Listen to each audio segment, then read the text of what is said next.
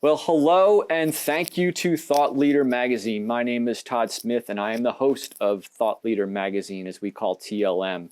Today I'd like to welcome to the program Dr. Alex Young. Doctor, how are you today? Hi Todd, I'm great. Thanks so much for having me. Very excited to be speaking with you today.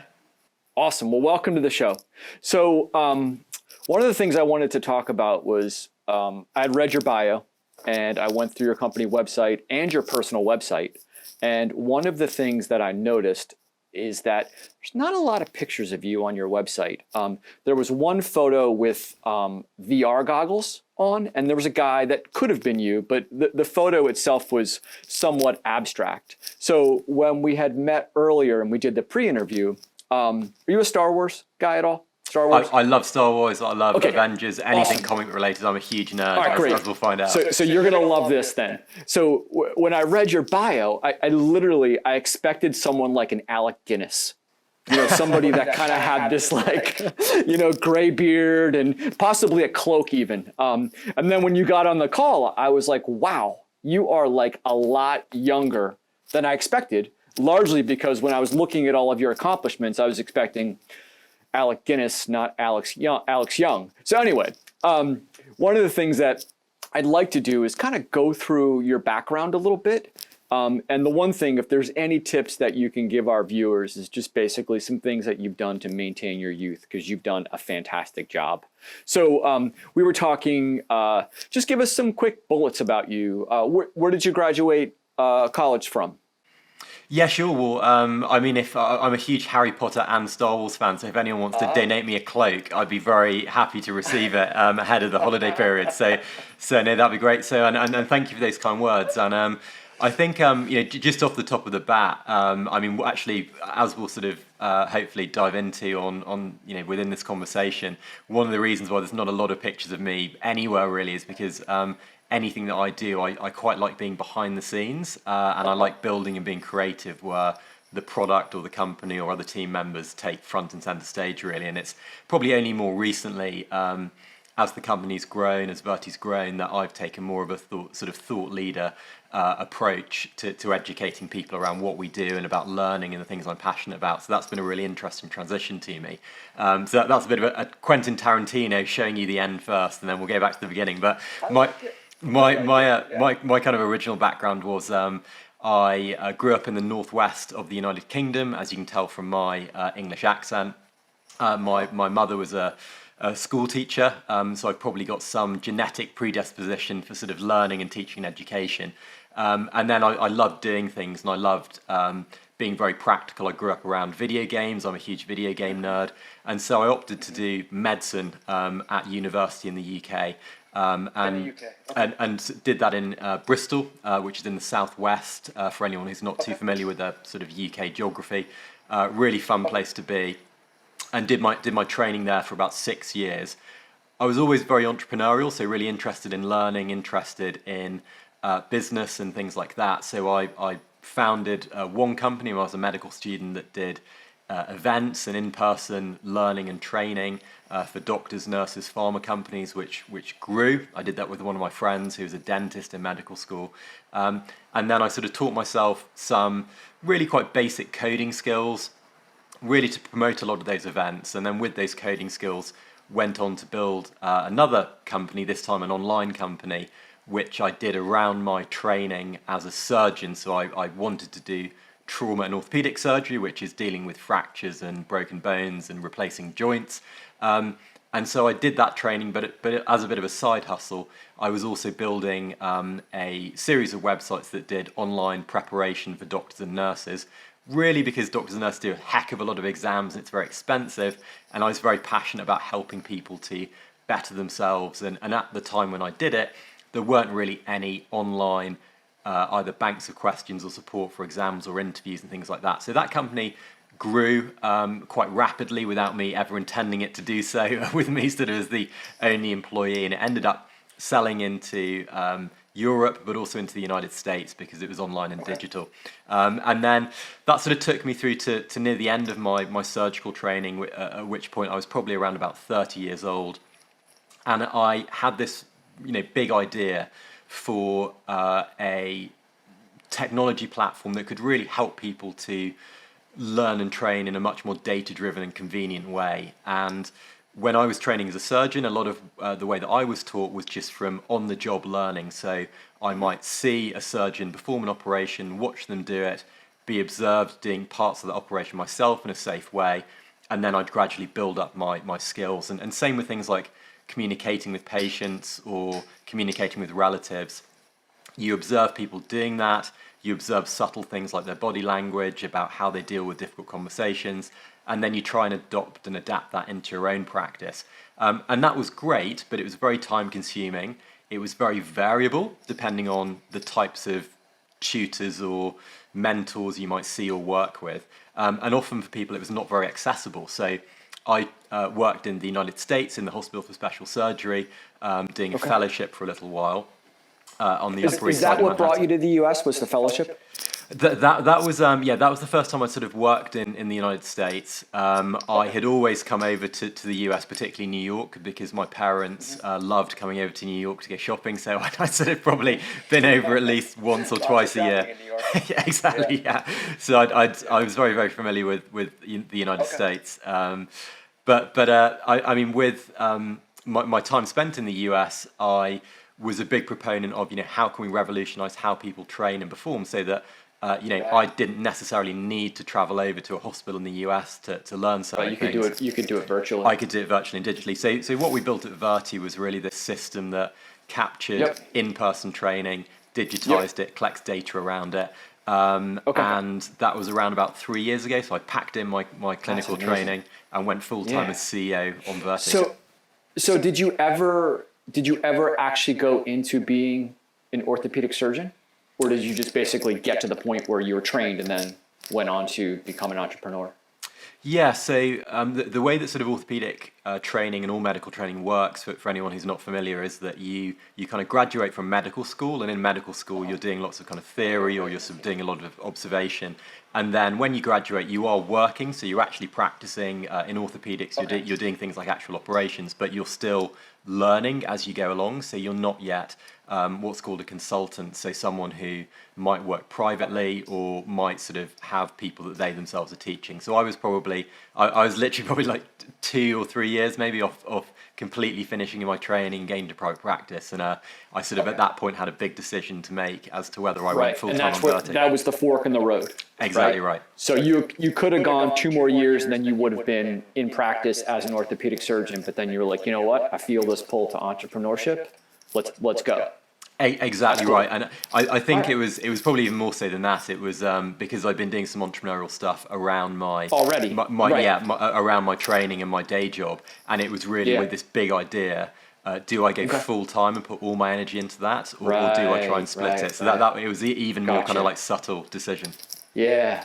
So what was the decision then? The decision was to not split it, was just to go full time. Exactly right. I mean, it was such a big mission. I was so passionate about it, and also I kind of wanted to test myself and see what I could do if I did go full time on something. So that was my real focus for it. Oh, that's really exciting. All right, before we get into your company, I just want to take one step back. One of the things that we talked about was that you read 100 books per year, and for some of us, I probably read 20. I can't ever say I've read 100. But what's that look like? How do you find time? Because the reason why I'm asking that question is because a lot of like people that will listen to this are people like you. They're CEOs, they're entrepreneurs, they're people that are so far ahead of the curve. And oftentimes when you get in that role, it's really hard to find time for exercise, reading, personal time. So what are some of your strategies that you've used now that you've been an entrepreneur for several years to basically carve out that time for yourself? Yeah, it's a great question, and I'll start by answering that with the wider, I suppose, time management question really there. And because I was working in medicine and then doing lots of entrepreneurial stuff around my day job, I naturally had to be very organized, and I think I am naturally sort of quite organized and able to prioritize things. So I think that the first point, whether it's exercise or whether it's reading or listening to a podcast, it's about prioritizing what's important to you. Ooh, I love that. And for me, one of the things was I knew that if I read something, it gave me an immediate reward because I was able to put that into practice, or it helped to solve a problem. So as you can probably see behind me, I'm surrounded by lots and lots of books at all times. I've got my Kindle on my desk around me somewhere. I've got an Audible account, so I'm continuously kind of connected and have accessible books and reading materials to me. And then really what I do is I'm quite methodical in how I plan things out. So on a Friday, I will leave time specifically blocked out in my diary for reading. So I'll sort of reflect back on the week. I'll identify any problems or challenges we had in the business or anything I need to improve myself.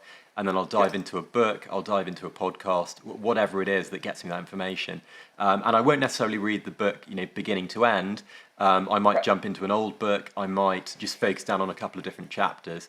But over a period of, say, 2 weeks, I'll try and read a certain amount of pages in a book I'm wanting to get through.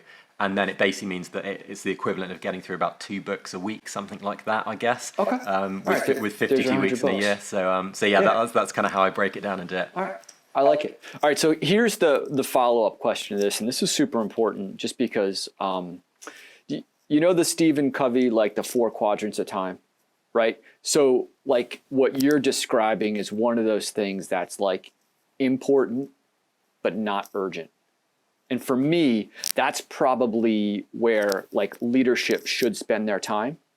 So how do you like combat against the people in your organization or the customers or whatever the demands are? Like how do you combat against like the urgency of things, right? So you're methodical, you block off your time. I've got my calendar. Friday afternoon, 3 to 5 in the afternoon, that's my reading time. Well, like whatever that is, right? Boom, but then you get a Skype, then you get a text, then you get a Slack, whatever it is, and now you're derailed. Like what's your strategy for defending against that? Fantastic question, and I think it's something that as I have sort of grown with our business, going from the founder of a company of 4 people to the founder of a company of almost just over 50 people now in the space of about 18 months, it's been something that I've sort of battled with, where as a company owner, you shouldn't be doing every single thing. And Jeff Bezos has got a great quote where he says, if you're an executive and you're making one good decision a day, that's all you need to do. For me, a really good book for sort of setting boundaries is called Just How to Say No. And it's about really communicating to people within your team or externally and explaining to them in simple terms, I will take meetings in this section of my day on a Wednesday. So for example, I do a lot of coaching for our team and our team leads at Virti because we've got a really big learning and coaching culture. But I will block out my Wednesday afternoon, and that's then on a sort of first come, first serve basis. They book into my diary. I go through. They need to sort of bring what they want to talk about at those coaching sessions. And then I communicate to everybody that everyone in the organisation should be reserving some time on a Friday to reflect back on the week, to learn things, to read. And I specifically put in my kind of agenda and my timetable that's when I look at strategy. I'll read around things, and I will come and try and make those big executive decisions for the following week. Okay, I like that. So you've almost taken that sort of like self-culture that you've had, and you've kind of woven it into the culture of the company. Yes. Do you mandate that people like block time like that? Like how do you lead that way? Obviously you lead by example, but do you lead by saying, hey, I need 2 hours of personal time or 2 hours of X amount of time a week, so that, because that's really, and I think the reason why Covey kind of went in those quadrants was to basically say the quality of work is so much better when it's non-urgent, right? So when you're sitting down and you're focused on, say you wanted to learn about like medieval history, right? Like if you take 2 hours and you say like, this is what I need to know, I want to learn about this, then like the quality of time that you'll get is there because the urgency is not there, right? So how do you foster that within your company? Yeah, definitely. I mean, we've got a really strong company culture, and it was something that I was told. I mean, when I founded Virti, I was very conscious that I'd not built a team of 50 to 100 people before in my previous business ventures. So one of the first bits of advice I got, without really, I suppose, understanding when it was first mentioned to me, was about building a strong company culture. So our company culture is be bold, be fast, be amazing, which are 3 things that I kind of associated with how I approach things, and how, you know, you should be innovative, you should be really quick in how you execute things, but also you should get things checked, you should run things like Kaizen processes, and then you should go above and beyond to be kind of amazing. And so what we tend to do in terms of our sort of management style is we give people the autonomy and the space to be kind of creative and attack problems, with things like kind of OKRs and stuff like that. But in terms of time management, was that OKRs? yeah, okay. So objectives and key results. So that's kind of something, sure. that's something from sort of Google, where you have sort of specific metrics that teams or individuals need to complete for a quarter or for a year, but actually how they get there is entirely, you know, up to them. So I obviously came from healthcare, which is very, very regimented in terms of like your training, in terms of what you can do. You've got to go almost along a sort of like train track training system, because there's so much around sort of safety and around how people should perform operations. Whereas in business, one of the great things for me is you can come at problems from lots of different angles. Different people provide like a diversity of opinion to how to solve things. And so for me, kind of as an executive, it's how can I empower people to do that, and can I give them space to do it, but as you say, in a way that's you know, thoughtful of their time. So what I say to people is, you think about how you want to manage your time yourself. If you're struggling with things, then either myself or our team leads will do sort of coaching with people around things like time blocking, and how to prioritize things. I think for me personally, with you know, some of the Stephen Covey things you mentioned, I think it's absolutely correct that you have space to innovate and create projects. But there's also a thing called Parkinson's law, which is basically, you know, if you don't have a deadline, or basically whatever you set the deadline for, the work will kind of expand to fill that deadline. So I think, you know, having some kind of set deadline to complete a project in is actually good, because it focuses people down on what they need to do in a set period of time. Right, because if you don't have a deadline, it probably will never get done. Exactly. All right, that's cool. That makes sense. All right, so two more things before we move on to the company. You said you were a video game nerd.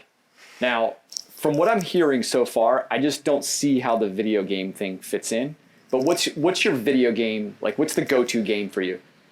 Yeah, so I mean, when I was growing up, basically all I would do if I came back from school was pretty much play video games. So I grew up with a Nintendo, so I'm a big Super Mario, Legend of Zelda nerd.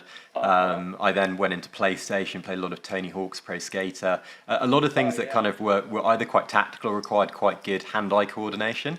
I just loved, and I think with certainly when I was doing surgery in orthopedics, which is my specialty, there's lots of kind of keyhole surgical procedures where you're, you know, like a video game, you're looking at the screen, you're moving what is basically a controller in 3 dimensions.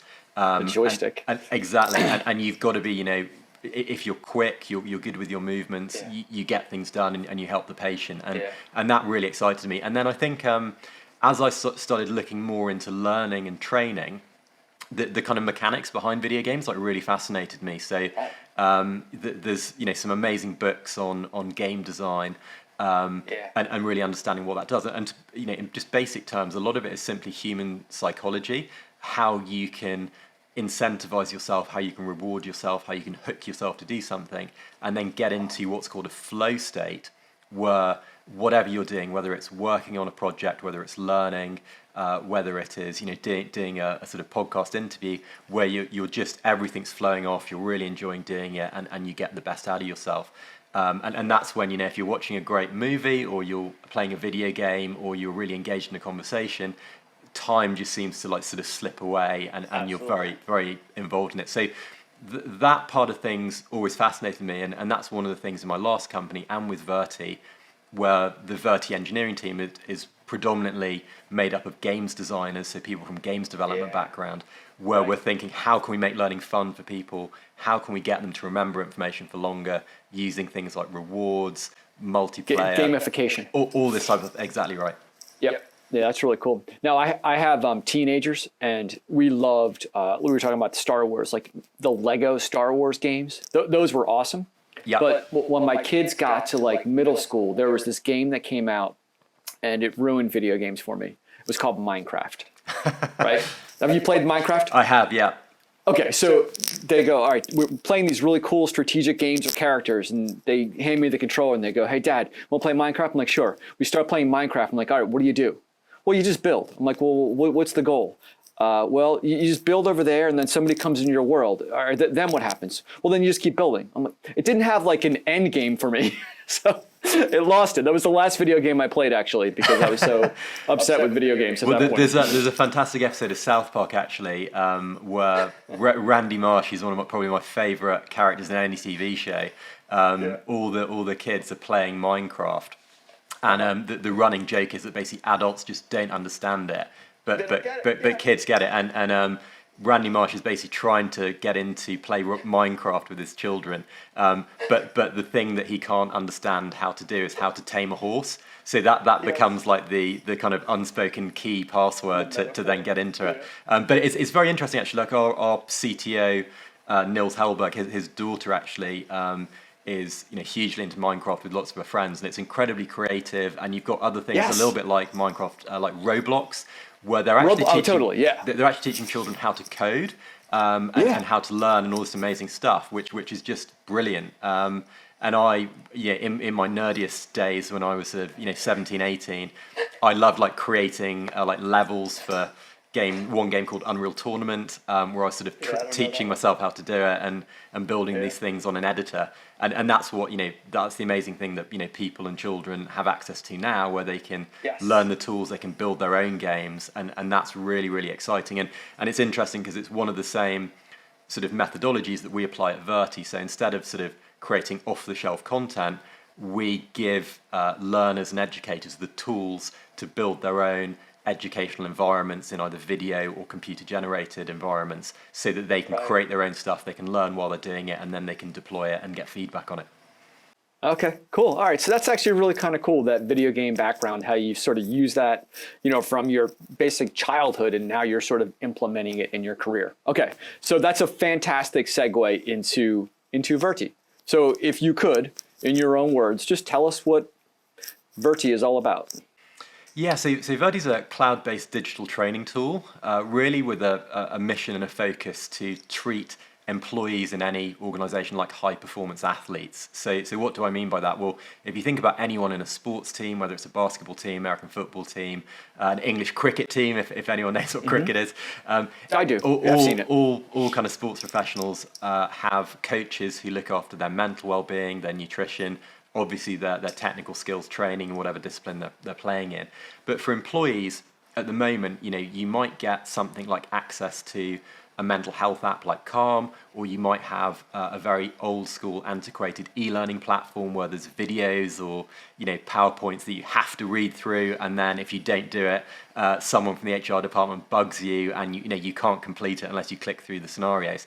And when you look into high performers and people in any industry who really value their company and value their company culture, a lot of it gets down to sort of how rewarded are people in terms of their training, and how do they feel that they are impacting that organization with what they're doing. And so at Virti, with our sort of suite of digital tools that we've built out, we're able to deliver through an app, through web, or through virtual reality headsets, these training environments where people can kind of hop into them on demand and then practice in a safe environment. And the system, which is cloud-based, analyzes everything they do in these training environments, from how they speak to how they move.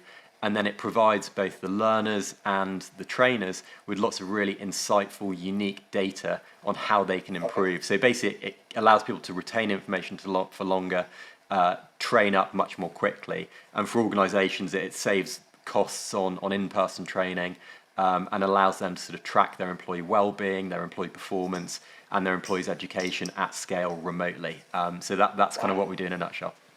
Oh, that's really cool. So one of the things I read on your personal website, and by the way, that is you on your personal website with the VR goggles? It is, yes. That is you? That's okay, the one picture of me online. The one picture I found, I wasn't sure it is you. You wrote a blog about the difference between VR and AR. And the words get used, or the phrases, terms, they get used interchangeably all the time. But what's the difference, and how can you explain that to the audience? Yeah, really good question. So VR or virtual reality is where you put on a virtual reality headset. So that's something like an Oculus Quest. Oculus is owned by Facebook, or now they've just rebranded to Meta, or an HTC Vive headset, and you are put into an environment that is completely new and unique and generated. So you're transported into a completely new world, and in that world you can move around, you can interact with objects. And for anyone who hasn't put on a virtual reality headset, it's really like all of your senses are transported into that new environment. Total immersion. Yeah, other than smell probably. And there are some headsets now where they can do sort of, smell sensors and things like that as well. So it completely. Hey, did you read Brave New World? Oh, I did, yeah. Aldous Huxley. Yes. The Feelies, right? Exactly. Right. And That's that's was exactly that part right. where like the smell would come into the theater, right?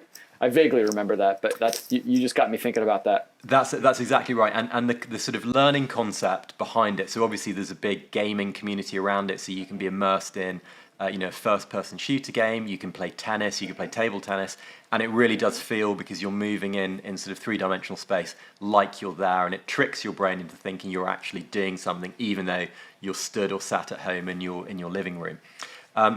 Augmented reality is then slightly different. So that is where something that is foreign or a computer-generated object is superimposed into a real-world environment. So typically that will look like either it will work through a mobile phone. So if you've seen any apps like one of the most sort of consumer popular apps is IKEA or Shopify have this now, where you can look at a picture or a computer-generated image of a product you're going to buy, and then you can actually look through your camera phone, you can position it in your actual room or your environment, so you can look at the size, and it appears within your real world environment.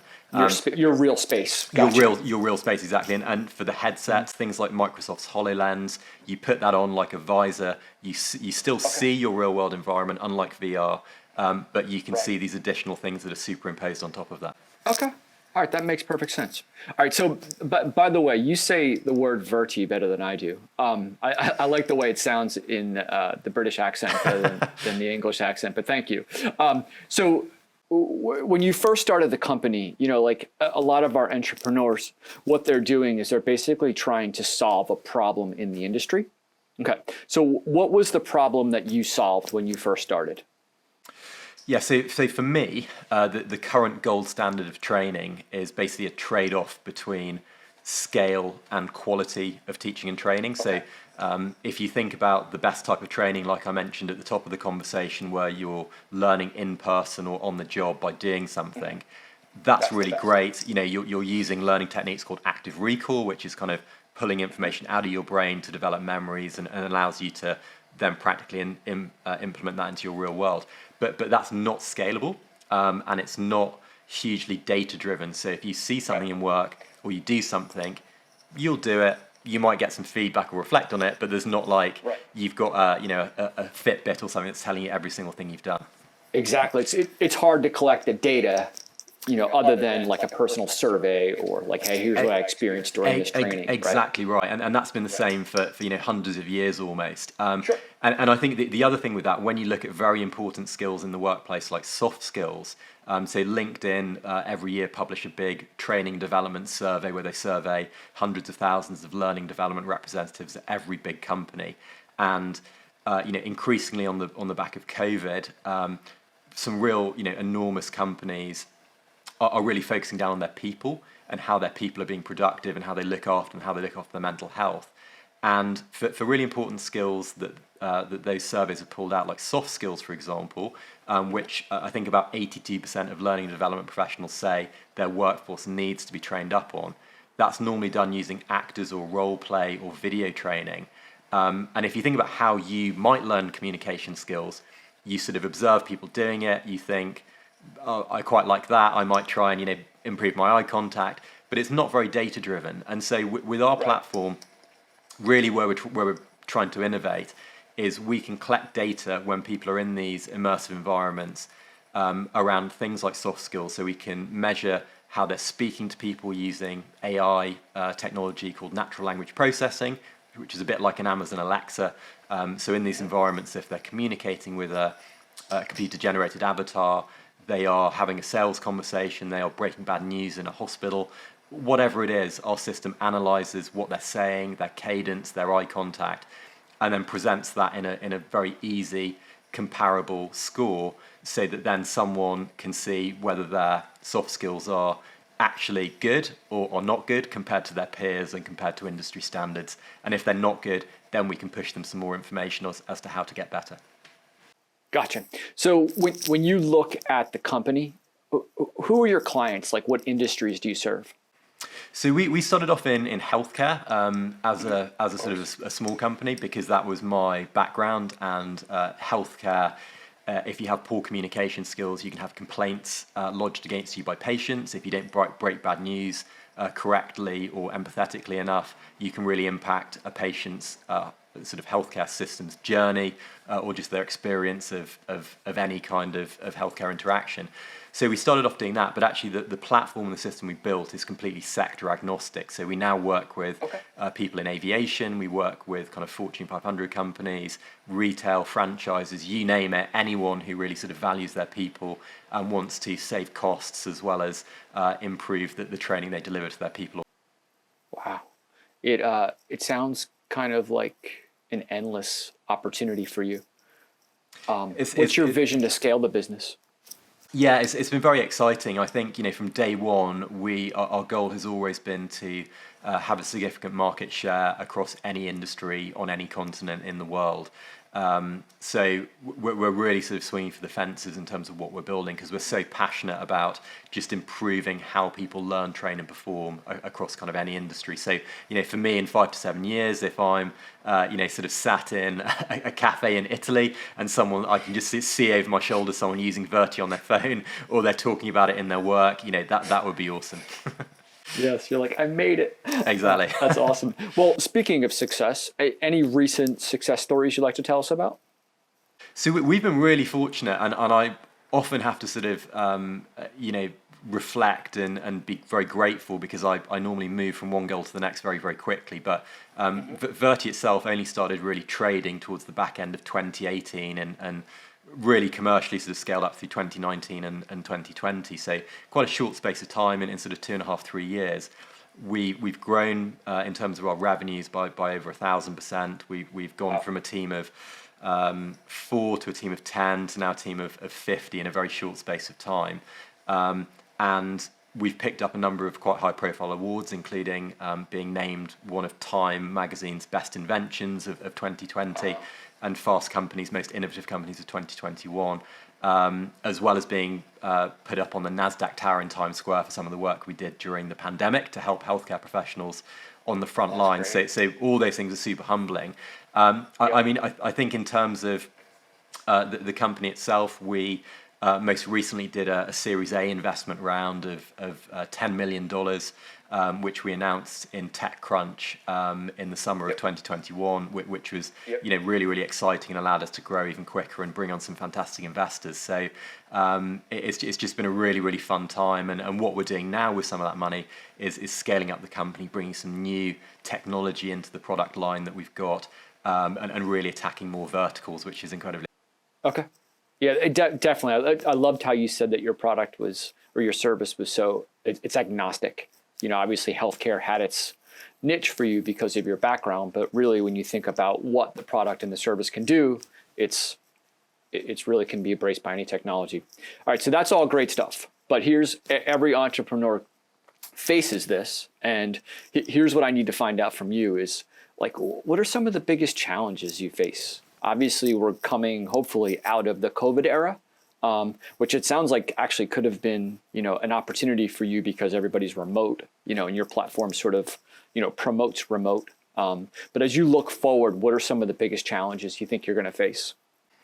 I think for us, and I think for any company where they've got what I would call a deep technology product, so our system is at its heart a cloud-based digital training platform, but we use things like AR, VR, and AI, which you've mentioned. And I think a lot of organizations, especially very big organizations, take a little bit of time to sort of understand that technology, understand through case studies how it can help them and how it can be integrated and how it can save them money. And I think we're continuously on a journey, ironically ourselves as an ed tech or learning company, where we're educating the market, we're educating new clients around how they can adapt and adopt this into their own practices.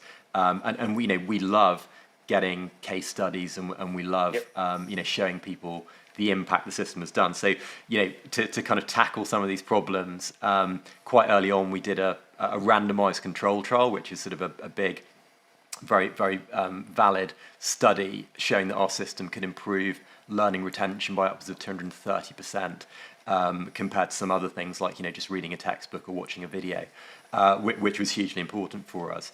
I think in terms of ongoing challenges for me, it's about scaling our company culture further, hiring the best people in as we grow, and on a very personal level, it's about giving away some of my toys because obviously I'm a surgeon. I'm naturally kind of quite controlling because I'm trained to sort of look after the patient when they're asleep and being operated on, and it's got to be sterile. But actually, I love all the bits of our business, and if we'd had this conversation about 2 years ago, I would literally be doing everything from marketing to sales to product. And now I've given off some of those, which has been great because it's allowed me to focus. But at the same time, you've got to bring in great people you can trust. You've got to adapt your executive management style, and you've got to really scale yourself. So that's my kind of ongoing challenge at the moment. Yeah, that makes sense. Just because, you think about a team of 4, it's like, give me the ball, like you're LeBron, I got the ball, right? And then team of 50, you've got layers of management and employees, and I would imagine most of your employees are remote. Yeah, absolutely. I mean, our company setup was very interesting actually, because back in 2018, 2019, when we first set up, I knew that the United States was going to be a huge market for us because my previous company had sold into the US organically, and I think about 75% of the revenues of that company came from the US. So I actually, when I left my medical training in the UK, I completely uprooted, moved out to the US, was living, basically on an airplane for most of it between kind of New York, California, Texas, and set that up. So actually, I myself was probably our company's first remote employee, where our engineering team was based back in the UK. So I guess, even back in 2018, way before the pandemic hit, we were developing systems and ways of working where you could check in asynchronously, you could still build company culture, you could still check in with folks who are on all different time zones. And now, fast forward now, we basically have a policy where, we just want to hire the best people in the world possible. So we've got people based in New Zealand, we've got people based in Europe, we've got people based in California, you name it. We don't really care where people are based. We just want to hire the best folks possible. And we are, as a company, fully remote, basically. Yeah, that's pretty cool. So, as you're talking, I kept thinking about, the technology that you're bringing. I would put it in the category of like disruptive, because you're basically doing something that hasn't been done before. So as you were talking, I was kind of thinking of like the analogy of like your competition is like still using like a phone book and a landline. And here you are, you're presenting them like with an iPhone, you're like, no, really, it's the iPhone. It's going to be great, And back in 2006, 2007, obviously there was some buzz about it, but the adaptation wasn't quite there because people loved their phone books and their landlines, and then fast forward 10, 12 years later, everybody has an iPhone and nobody has a landline anymore, right? So do you feel like that's kind of where you are in this, in like, if you look at the scale or like sort of like the timeline, that you're just disrupting this whole like community with your service? Yeah, absolutely. And I think the kind of the current state of the art in terms of remote training, if we consider in person to be the gold standard and the best, and on the job learning, the most scalable solution at the moment is things like e-learning systems or textbooks or videos, as you say, and there's not a huge amount of data around that, and they're not hugely engaging. So, I mean, we're very fortunate in terms of our technologies that we use, like VR and AR and AI, to be part of, I guess, a wider, tech community where there's lots of great hardware manufacturers, there's lots of great other companies in learning or outside who are really sort of driving that forward. So I think you're going to see over the next 3 to 5 years, from all different angles, these technologies completely implemented in all businesses. If you'd asked me that kind of 2 years ago, there was still a little bit of a way to go. But I think most people we speak to now are completely au fait with AR, VR, AI, and how it can help them. Gotcha. So, are there other companies like you doing what you're doing? Yeah, so there's some really great companies in the L&D space, also kind of more widely in gaming, who use technologies like augmented reality, VR, to really sort of engage people and move them forward. So, there's some really great companies actually just in general in remote learning and training. So some of my favorite at the moment, Loom, which is a video platform that helps kind of team communication. There's a really great UK-based company called Unmind, which does mental health support and training at scale using AI and some other technologies. Okay. And there's loads of fantastic stuff in the AR VR space as well, which is coming through. So we're very lucky to be kind of part of that community. And I think in terms of competition, my approach to this is always we have a very clear goal, an execution plan of how to sort of get to our goal in the space where we feel that innovation and the impact is going to be the most powerful. And if we execute on that, we're going to win regardless of anyone else. And I think anyone else in the space is only improving the visibility and improving our chances of sort of getting adopted. So we don't normally see people as like competitors. We just sort of see them as like other cool companies in the space who are. All right. So what would you identify as like your key differentiator or like unique selling process? Like what do you think that is for your company? Yeah, so for us, it's really two things. So I think firstly, it's the data.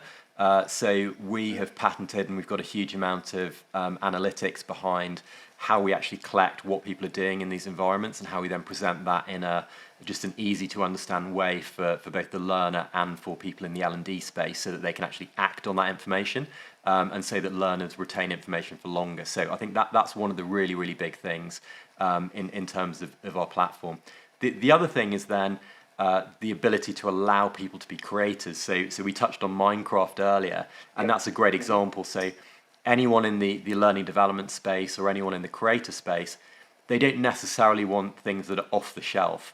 They want to be able to configure things which are specific and bespoke for their own organization, because every organization has great people internally who might do teaching or training, and they might have specific ways that they level up and train their employees. And so our system really allows people to, without any coding skills, use a no-code creation suite where they can create anything using either video training or computer-generated training. So it's really that no-code creation and the data which makes us stand out. Awesome. So those are your two key differentiators, data and no-code creation. Absolutely. Awesome. That's cool. I hope that's in your marketing material. all over it. All over it. Good. All right. So we're almost out of time here, but I have two more questions for you, and they're kind of part and parcel. But what's next for your company?